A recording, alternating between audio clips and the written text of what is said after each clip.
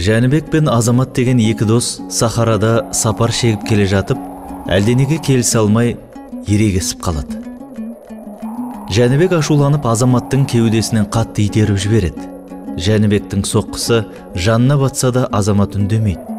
Бірақ құм бетіне Азамат «Бүгін менің жан досым кеудемнен итерді» деп жазады. Содан соң сапарларын ары қарай жалғастырады.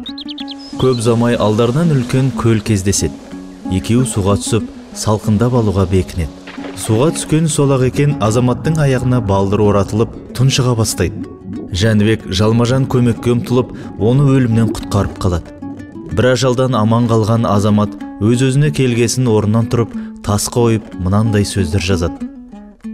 «Бүгін менің жан досым өмірімді сақтап қалды». Жолдасының ісіне аздап таңғалған Жәнібек: «Алғашқы ісімді құмға жазып едің, соңғысын тасқа жазып жатырсың. Мұның мәнісін түсіндірші» деп сұрайды. Сонда Азамат: «Бізге біреу зиян тигізсе, істеген ісін құмға жазуымыз керек. Кешірім желі суырып, оны өшіріп жіберуге жеңіл болады. Ал біреу бізге жақсылық жасаса, оны тасқа жазғанымыз дұрыс.